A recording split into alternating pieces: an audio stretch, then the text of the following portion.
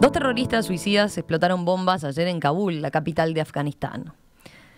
Una en una de las vías de ingreso al aeropuerto, donde había una multitud acumulada tratando de escapar del país. Otra muy cerca de allí, frente a un hotel. La agencia AFP reportó también que un grupo de hombres armados abrió fuego en medio de un tumulto contra los civiles.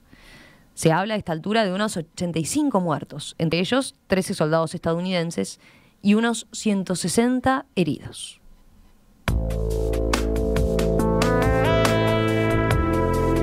El aeropuerto de Kabul es sede de tragedias múltiples desde que el movimiento talibán se hizo con el control del país de una manera sorprendentemente rápida. Sin embargo, este sangriento atentado no provino del régimen que ahora vuelve a dominar Afganistán, sino de otro grupo terrorista, el Estado Islámico. De hecho, un portavoz del talibán incluso condenó públicamente los hechos.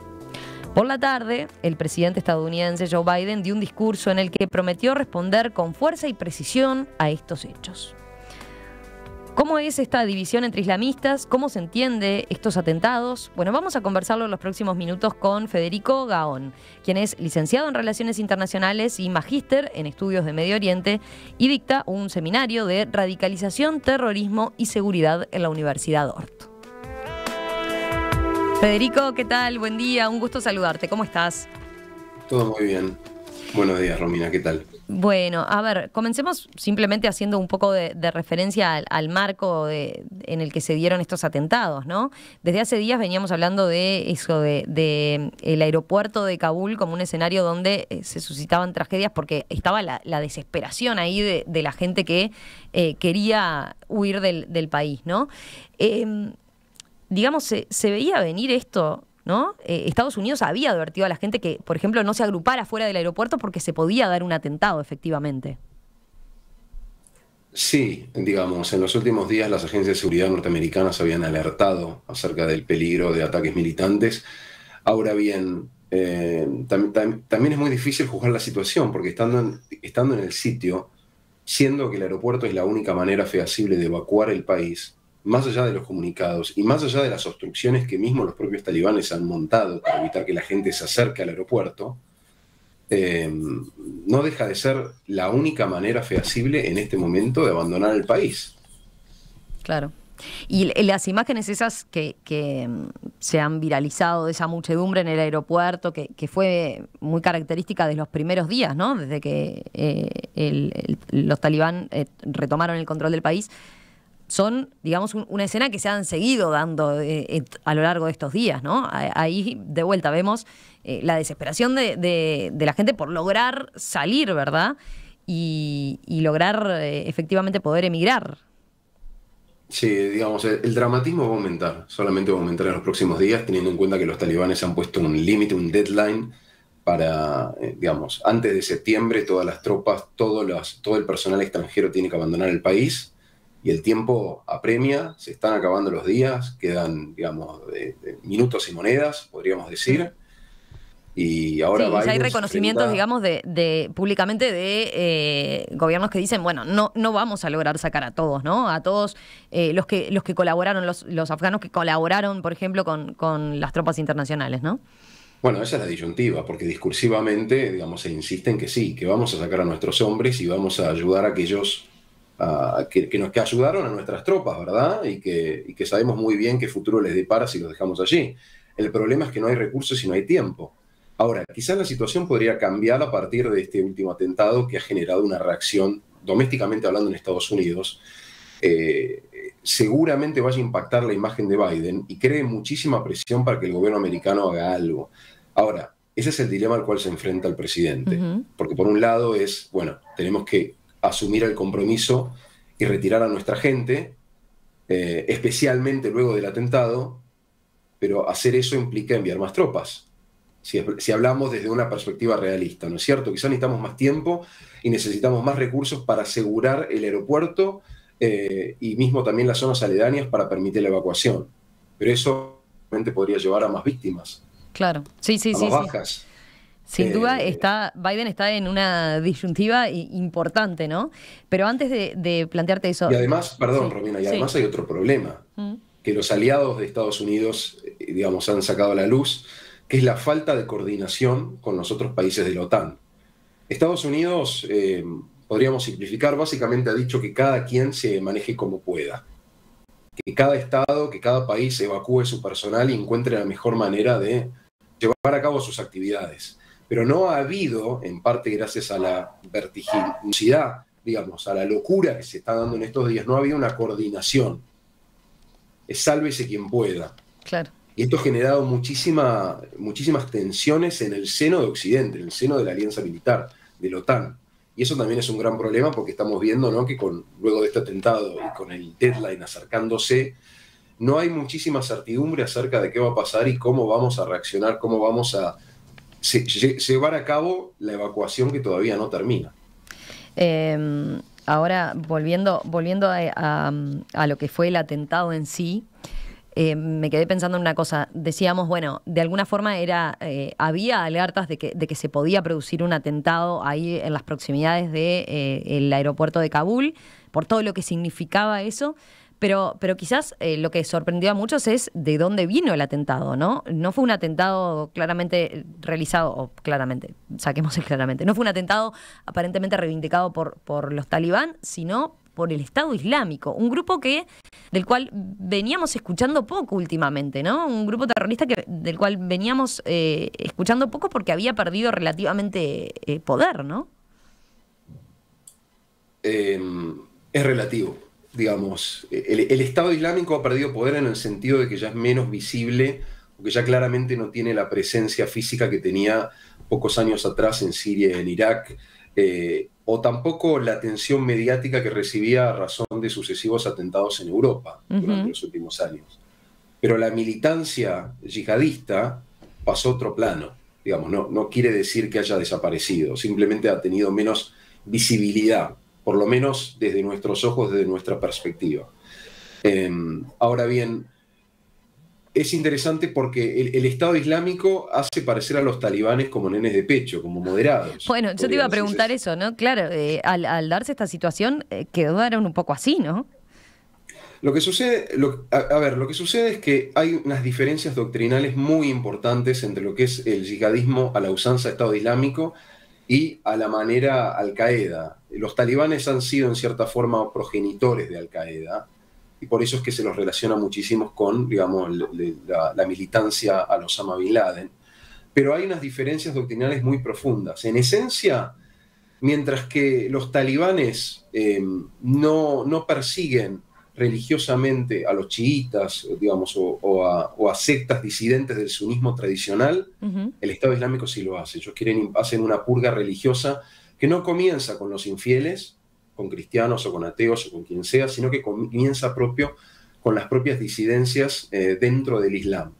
Por eso es que se las agarran sobre todo con los chiitas. Ahora bien, también el Estado Islámico lo que persigue es la consecución de un califato mundial. De ahí el nombre, ¿no? El califato. Quieren un gobierno islámico internacional que no reconozca fronteras, por lo menos en el sentido moderno de la expresión, y gobierno plenamente basado en la ley islámica. Es decir, no aborrecen la política tal y como nosotros la podríamos definir. Política es la participación democrática, el hecho de que haya instituciones, o la simple idea de que el líder reivindique su autoridad en la autoridad popular. Todas esas son concepciones modernas del poder político, que emanan de la tradición occidental, no así de la tradición islámica. Entonces, el Estado Islámico aboga por eso. Mientras tanto, los talibanes, en cierta manera, si bien tienen, por supuesto, un énfasis muy, muy férreo en lo que es la ley islámica, en el contexto de Afganistán, ellos también son hijos de su tierra. Y Afganistán, siendo un país multisectario, diverso, con muchísimas tradiciones que coexisten históricamente, ellos también se manejan mucho por lo que son los códigos de la tierra, las reglas consuetudinarias no escritas que, digamos, hacen de suerte de código cívico. Entonces, por eso es que los talibanes, internacionalmente se discute, hoy en día con las influencias extranjeras, con la época de las redes sociales y la penetración de la información y del Internet, quizás se discute, eso es otra discusión aparte, son más propensos a cierto estado más moderado.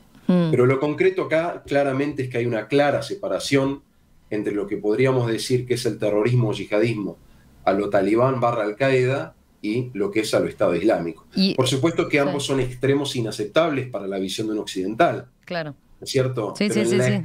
Pero así todo, en la escala o la vara de los extremismos, por supuesto que el Estado Islámico está en un polo, en la escala más absoluta del extremismo islámico que podríamos mencionar, o que por lo menos que conocemos hasta la fecha, y los talibanes o Al-Qaeda se corren un poquito más hacia ese lado, esa imagen de moderación que nosotros podríamos tener. Federico, y entonces, aunque claramente son dos organizaciones pertenecientes, digamos, a la misma rama del Islam, estas diferencias que tú señalabas, ¿hace que sean grupos rivales directamente, que se disputan entre ellos el poder? Por ejemplo, una pregunta que me surge es, ¿Estado Islámico venía hasta ahora, antes de que los talibán tomaran el poder en Afganistán, venían realizando atentados en Afganistán?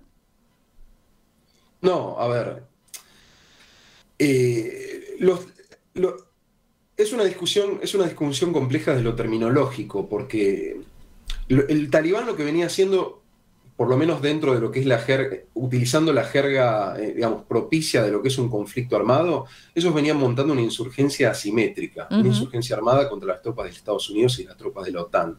Los ataques no necesariamente estaban dirigidos hacia la población civil, si bien es cierto de que hubo, digamos, en atentados contra tropas americanas o contra intereses extranjeros, por supuesto que hubo víctimas talibanas. Yo no lo estoy reivindicando, yo no estoy diciendo de que sea legítimo tal accionar, pero la prioridad militar de los talibanes en los últimos años era expulsar a Estados Unidos del territorio para poder tomar el poder, ¿no es cierto? El Estado Islámico tiene una estrategia radicalmente diferente, no solamente a nivel global hablando, no solamente en el caso de Afganistán.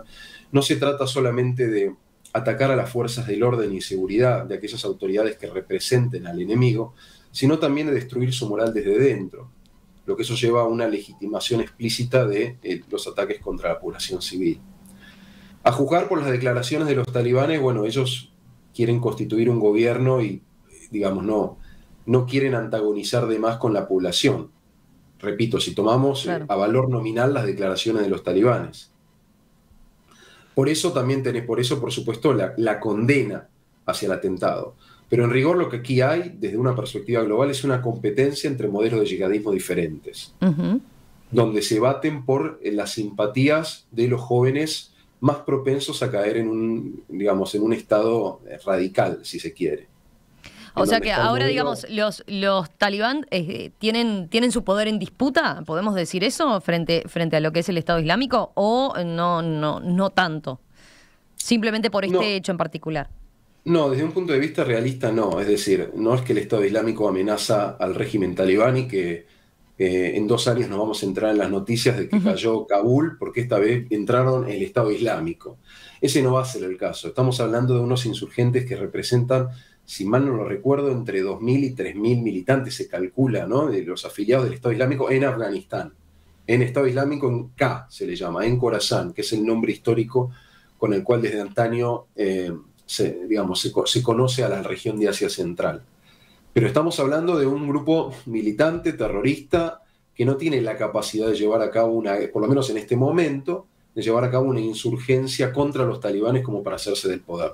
Los talibanes tienen otros problemas más importantes que el Estado Islámico. Primero que nada, tienen que enfrentarse a la resistencia armada que se montó ahora como era en el valle de Panjshir, en donde está el vicepresidente y están los grupos principalmente tajicos que se están oponiendo básicamente a los talibanes. Tienen otros problemas. Y ni hablar de la gobernanza, porque estamos hablando de un país que no solamente que nunca pudo ser gobernado por una potencia extranjera, ni por los británicos, ni por los soviéticos, ni por los norteamericanos, pero sino que tampoco pudo consolidar un poder central. Por esto que hablábamos recién, por las características multisectarias del país, pero también mismo por las características geográficas del territorio. Con tantos accidentes geográficos, tantos valles y montañas, es muy difícil la idea de un Estado centralizado, altamente comunicado, con autopistas que conduzcan hacia todos los puntos del país, ¿verdad?, con instituciones representativas que dejen a todo el mundo, digamos, satisfecho. en un país donde los códigos tribales son muy, muy importantes, es muy difícil poder sobreponerse a eso mediante leyes impuestas por una autoridad central, sea extranjera o sea doméstica. Y los talibanes se van a encontrar con este problema ahora, y en definitiva, creo yo, van a tener que delegar poder. Vamos a encontrarnos con un país dividido entre caudillos, cada uno con si se quiere, cada uno con un nivel de rigor islámico diferente, porque tenemos ahora al talibán educado en Qatar, que habla en inglés y da conferencias de prensa y negocia con Estados Unidos desde un salón, digamos, occidentalizado, Bueno, y que habla con la CNN. Quería tenemos, volver por a otro ese lado, punto, sí.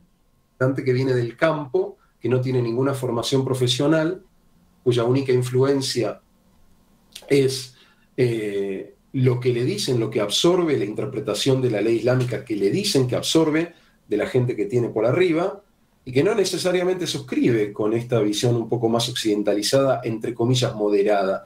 Entonces, que va a haber faccionalismos al interior del talibán, eso no quepa la menor duda. Y habrá que ver cómo se desenvuelve. Perfecto, creo que queda bien claro eso que marcás, ¿no? Tendemos a pensar como algo homogéneo, no, en este caso estamos ante un grupo que justamente tiene esas divisiones, y por eso decías lo de que seguramente veamos un país más fragmentado y dividido por liderazgos, ¿no? Pero vuelvo a lo que comenzábamos comentando, ¿no? El hecho de que esto, ahora con el atentado de ayer particularmente, se hable de, bueno, que los talibán quedan como bastante más moderados en relación al Estado Islámico. Uno de los elementos que abona eso tiene que ver con que Estados Unidos, por ejemplo, de hecho, manifestó que está en conversaciones con los talibán para transmitirse información respecto al Estado Islámico, ¿no? Hay negociaciones incluso, y le pasan cierta información justamente previendo estos atentados de este otro grupo que sorprendió, y que por lo visto, o sea, hay alertas respecto a que puede seguir una situación similar ahora en los próximos días, ¿no? Sí, yo honestamente no estoy seguro hasta qué punto las conversaciones están relacionadas con la amenaza De atentados. del Estado Islámico en sí. Uh-huh. La principal preocupación de Estados Unidos en este momento es retirar a su gente lo antes posible, y el propio talibán es el que está poniendo palos en la rueda también, ¿no? No hay que olvidarse de que el talibán está prohibiendo el acceso al aeropuerto a los afganos, muchos de ellos seguramente colaboradores de las fuerzas de la OTAN, y también es muy difícil poder separar, quizás no es la expresión adecuada, pero el trigo de la paja, entendiendo de que es difícil reconocer cuáles son los propios, porque para ir al aeropuerto, los propios afganos, según lo que recogen los medios internacionales, se están deshaciendo de toda la documentación que comprueba su elegibilidad para ser evacuados. No sea cuestión de que se topen con un checkpoint, con un punto de control talibán, vean de que tienen documentación estadounidense o papeles que prueban justamente, ¿no?, su colaboración o su participación en labores de la alianza, y que eso no repercuta, ¿no?, en que les corten la cabeza o un castigo de estas características. Entonces, mientras los talibanes están yendo casa por casa, contradiciendo las declaraciones públicas, como digo, las de que se dice en inglés para la CNN, ¿no?, y están buscando a los colaboradores, y escuchamos testimonios alarmantes y desgarradores, mientras tanto no hay una clara estrategia para evacuar a la gente. Los primeros días era el primero que llega, zafa, el primero que llega lo metemos en el avión y se va. Eso también incentivó a la población a acercarse al aeropuerto a como sea el lugar, creando las condiciones propicias para que un atentado, para que dos atentados suicidas, ¿no?, maten a más de un centenar de personas. Y digamos, la situación va a continuar así. La gran duda, como decíamos antes, es qué va a hacer Estados Unidos ahora. Si va a reforzar su presencia militar en el aeropuerto para de alguna manera tratar de garantizar la seguridad y acelerar el proceso de evacuación, arriesgándose a que haya más víctimas, o por el contrario va a tratar de cortar los cabos cuanto antes y salir pese al costo político y al costo humano que eso pueda llevar. Sí, digamos, no hay una respuesta fácil, y claramente no hay una decisión correcta por sobre las demás, porque cada una de ellas tiene sus riesgos y va a tener sus consecuencias. Volviendo a la política interna, digamos, de Estados Unidos, claramente esto le generó otro dolor de cabeza, como decías al comienzo, al presidente Biden, ¿no? Está bien, los estadounidenses mayoritariamente tenían una idea de que Estados Unidos debía retirarse de Afganistán, pero ahora el tema, tal como está planteado por parte de Biden, ha generado muchas más críticas, ¿no? Es que esto ha creado una injuria. Yo creo que si no hubiese sido por este atentado, tal vez el tema de Afganistán no terminaba convirtiéndose en algo ponderante de cara a las próximas elecciones. Si bien falta mucho, la humillación de la derrota americana que se asemeja o que es reminiscente a la retirada estadounidense de Vietnam, o incluso también la toma de la embajada estadounidense luego de la Revolución Islámica de Irán, son temas que hacen que hieren el orgullo de Estados Unidos como nación. Faltan 4 años y probablemente Afganistán no se hubiese convertido, me parece a mí, este es mi análisis personal, en uno de los grandes temas de la agenda, ¿no? De cara a una posible reelección de Biden. Sin embargo, esto que pasó ha tenido tanto impacto y ha generado tantas olas de choque que yo creo que no hay vuelta atrás de esto, ¿no? Si uno piensa lo que motivó a Estados Unidos en primer lugar a insertarse en Afganistán, un acto punitivo, ¿no? Vengarse por las Torres Gemelas y por el ataque al Pentágono, vengarse por el 9/11 y buscar y cazar a Osama Bin Laden. Esto que ocurrió en un clima tan dramático, en donde los soldados están ayudando a evacuar personas, a evacuar civiles, esto va a generar una reacción muy negativa, en donde Biden, como digo, se va a enfrentar a esa presión para hacer algo. Y al mismo tiempo, si hace algo y le sale mal, eso también le va a repercutir electoralmente. Y ni que hablar de cómo está capitalizando Donald Trump, ¿no? Todos estos desaciertos. Porque, digamos, si miramos los comentarios, las cuestiones, las cosas que él está diciendo últimamente, en donde se lo acusa a Biden de ser un Jimmy Carter, de pelele, que no puede contra el terrorismo internacional y que toma todas las malas decisiones. Eso, domésticamente hablando en Estados Unidos, es un factor interesante porque nos marca la relevancia pública que tiene Trump en función de los seguidores que tiene, que todavía lo siguen, y va allanando el camino de cara a las próximas elecciones, en donde lo tenemos a Trump más asertivo y ya dando indicios de que el hombre quiere volverse a postular. Sí, sin duda es como decís, ¿no? Falta, pero bueno, esto por lo menos le da cierto protagonismo ahora porque le ha servido para reaparecer y de esta forma, ¿no? Pero veía, no solo en Estados Unidos seguramente se venga esta discusión, ¿no? A nivel de otros países de la OTAN y otras de las potencias, este tema de Afganistán está pegando mucho en las internas políticas, ¿no? Veía, teníamos a partir de lo de ayer, algunos países anunciaron directamente que no retomarán las evacuaciones, aunque no todos lo vincularon directamente con el ataque de ayer, ¿no? Australia, por ejemplo, informó horas después del atentado que ya había terminado la evacuación de sus ciudadanos, mientras Nueva Zelanda anunció el fin de los viajes desde Kabul. Pero en el caso de Nueva Zelanda reconoció, sí, que habían quedado colaboradores afganos en el país. En el aeropuerto permanecen al menos 37 personas que trabajaban con las tropas neozelandesas y habían recibido documentos para viajar ya. O sea, tenían sus documentos prontos y habían tenido ese mensaje, ¿no? de Nueva Zelanda de que efectivamente los iban a sacar. Bueno, una de esas personas dijo que es una traición total en declaraciones a The Guardian, y esto obviamente me imagino que tiene su repercusión a nivel interno, ¿no? Pero también en la misma línea, ayer se supo que diplomáticos británicos dejaron en la embajada de Kabul documentos con información de contacto de decenas de personas que colaboraron con los soldados del Reino Unido desde la ocupación. Y claro, entonces, claro, se da por descontado que los datos ya están en manos de los talibán, ¿no? Por supuesto. O sea, la desesperación de esa gente es total. Sin duda. Sin duda. Por eso pienso yo que no, más allá de las obstrucciones que monten los talibanes y las repercusiones del atentado, desde el punto de vista, digamos, del drama humano, la población, mucha parte de la población, muchas personas van a seguir acercándose al aeropuerto. Ya lo hemos visto cuando se cayeron 2 chicos de un avión estadounidense. Uh-huh. Esas imágenes recorrieron el mundo, ¿no? de la gente subiéndose al avión a como dé lugar, porque estás contra la espada y la pared. Entonces, ¿cuál es el peor de los males? Y es difícil ponerse en los zapatos de esas personas.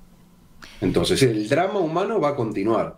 Ahora, vos dices algo muy importante, que es a nivel internacional la imagen de Estados Unidos está muy deteriorada, y eso va a traer complicaciones geopolíticas a muy largo plazo.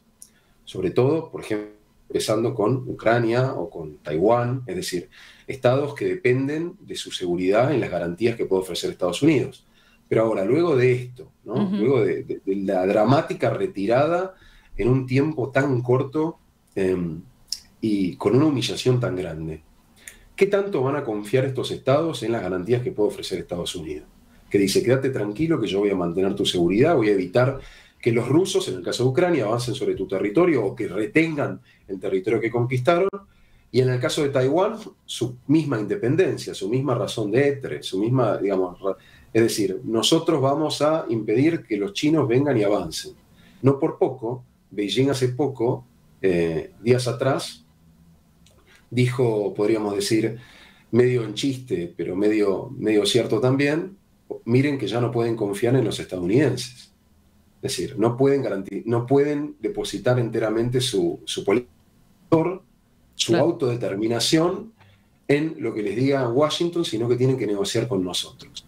Es decir, existe una percepción de que Estados Unidos como potencia mundial está perdiendo su poder, está perdiendo la voluntad de pelear luego de 20 largos años de conflictos en el Medio Oriente y en Asia Central, que ya no tiene la voluntad, que ya no tiene los recursos y que está para otra cosa, y que mientras tanto potencias ascendentes como China están ocupando su lugar.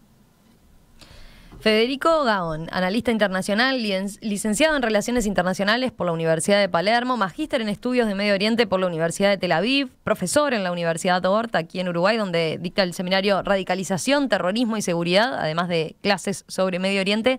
Federico, muchísimas gracias. Un placer tenerte esta mañana aquí en Perspectiva. Seguimos atentos a lo que está ocurriendo allí en Afganistán y cualquier cosa volvemos a conversar en cualquier momento. A ti. Muchísimas gracias, Romina.